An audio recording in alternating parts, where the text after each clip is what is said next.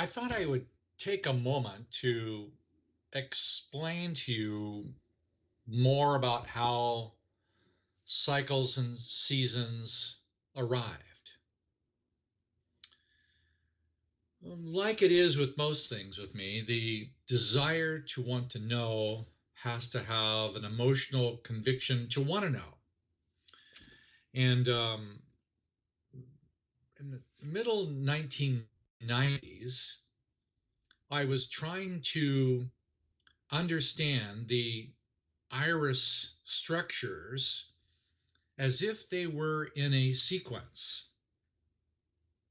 At the time, I wasn't using a circle like this, but I was trying to arrange the constitutions of the iris in a straight line, where the straight line would match the different hours of the day. So I was trying to find an iris pattern for the nighttime, the morning, midday, afternoon, evening. I was trying to find it, and I couldn't quite get the sequence to work, where there was jewel, flower, stream, shaker, and I just couldn't quite get it to work. But I worked on it, asking and asking for months. Again, it was just around 4 months. And then I, right around 2002 or 3, I was in the Sao Paulo airport with my then wife, Jeannie. And if you've never been to Brazil, you've never seen an airport like Sao Paulo. Sao Paulo is a city of somewhere about 22 million people. I mean, it's a huge city. You can fly over the thing for a very long time. And the airport is like, to me, like a giant anthill. There's just people going everywhere. And they speak some strange language, like Portuguese.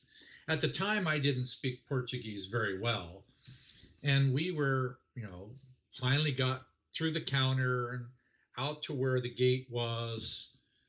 And I didn't know, because I didn't know Portuguese, that the gate had been changed. Well, because in Brazil, everything changes all the time. So there we are, we're at the gate at the time when the plane's supposed to be leaving to go to another city. I think the city was Belo Horizonte. And I rush around to find somebody who speaks English, like, where's the plane? And why is there no line? And, well, you're in the wrong gate. So, well, we have to hurry, and we run to the gate. I've got to get on that plane. And the process then was, if you're going to go to a plane, you have to take a bus. So you go through the gate, and they guide you over to a bus. Well, we were the last 2 people to get on the bus, and there's no room on the bus. The front door is closed and the back door is still open, but there's people just about hanging out the back of the bus. And, my wife is a 2-girl.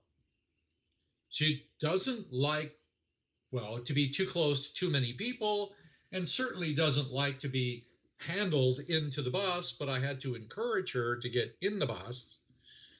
Well, I was kind about it, but she didn't like it. And so we got into the bus, and we're completely surrounded with Brazilians. And the bus door closes. Well, right when the bus door closes, and I'm face to face with a lot of Brazilians, my inner vision opens. Eyes open, it opens, brilliantly clear. And I saw what I called later the line of everything. Because not only were the irises all lined up, matching all 24 hours of the day, everything else was on that same line. everything else. Every shape, color, vibration, frequency, vowel sound, piece of music, mountain, you name it, mathematical equation, you name it. Everything in the universe was aligned along that. Every cycle and rhythm was along that same line. Did I mention everything? It was the line of everything in its exact sequential order. What was really cool about this one is I had about 4 seconds to just look at it, feel it. Then it closed. I could remember more of it than I could with the birth order. But I also realized right away, no matter how much I know, or how much I might think I might know, or how much I might learn, I'll never be done with it. Because it was the line of everything. Every feeling, nuance, parent, organ, gland, mineral, vitamin, molecule, periodic table of chemistry, and this and that, and so on and so on and so on and so on, was all on a single line. Sunrise, sunset. Every month, every phase of the moon, all on the same line. And I knew I needed to learn that line. Walk on that line.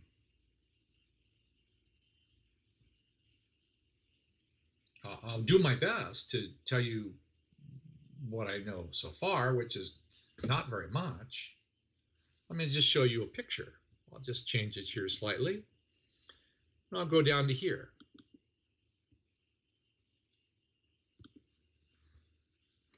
Here's a picture, really. It's nice, but it's nothing like the real one. These are all the colors in sequence, right? This is 24 hours in a day, or this is each month of the year, because the line was holographic. So the entire line exists inside of a breath, inside of a heartbeat, inside of 2 hours, inside of a day, inside of a phase of the moon, inside of a month, inside of a season, inside of a year, inside of thousands of years, the same pattern, the same one. I'm still learning how to feel this winter into spring and summer back to autumn. I'm still learning how to do this. Because each one of these, you can take a single one of these places, colors, you can open it up and you can describe for weeks all of the attributes or feelings, or if you want gemstones or flower colors or petals or symphonies that are associated with just that one small area. No matter how long you study number one girl, for example, or no matter how long you study the 5 into 2, this is 5 boy into 2 boy, or 5 girl into 2 girl. This is the place of the equinox. You can look at this, examine this, and feel this, and open this up, and look at all the skill sets of the soul inside of it. You won't be done. You won't be done. So if I put up another little tiny scribble of a picture, and I do something like this, I can put it in a slightly different form, I can go up the front and down the back if you want, because it's the same sequence. We can go from the chakras in the front and the chakras in the back, or you can go whatever you want to describe this as, or you can go to something like this, or maybe something like this you prefer. The attributes of skill sets of the soul associated with those positions, and the fluidity of cycles and seasons and how they relate to each other, and how some are naturally innate while others need to be developed. Some you can only do alone, and some you can only do with others. Wow. Something like this. It looks like a simple drawing. It is. It's a simple drawing because the reality of what this circulating flow is remarkable. If you were to put this circle or this figure 8 above your head, and you went back and forth, and you did that circling motion, all you're really describing is the tilt of the earth, one direction in the summer toward the sun, and in the winter away from the sun. And if you went back and forth in a wobble, all you have is this figure at the top of your head. I know that's odd to say. The top of your head wobbling is very much like the earth wobbling toward the sun, making seasons. Consider it. That the same motion that is moving in the earth is the same motion that's moving the life forces inside the cellular phenomenon, or the spirit body of the human being, or the fluidity of the mind. It's the same pattern. So for me, the line of everything is this pathway. And it's a fluid dynamics that I need to be willing to personally occupy in order to experience an increase of the capacity to grow, feel, and it has a line to it. Cycles and seasons is not just about the time of the day and nature as a reflection of perfect order in the divine world. It's more than that. It's not even just that. It's a lot more than just that. So I'm sorry, I can't tell you what it is, because I don't know. I mean, whatever I know is so tiny compared to what's really available. I'm just learning how to feel it, and I've been doing it for more than a decade. And every day it seems like there's something sweeter or better or more alive, or something that comes along to help me experience it. Cycles and seasons is different than the birth order, but it's involved in the birth order. All the birth order is there. All of the grandparents are there. All the meridians and cycles, they're all there. All the irises, they're all there. Iris, birth order, family tree, offers a lot of opportunities to learn something. And the one that kind of fascinates me right now is this spot right here, right where my finger is, which is the same thing as the equinox, sunrise, and sunset. How can sunrise and sunset exist in the same location? Could you imagine the number of birds that would be singing at that moment, which is both the sunrise birds and the sunset birds? Some of my favorite creatures on earth, all joyously celebrating that one moment every day, every second, every hour, every moon, every phase.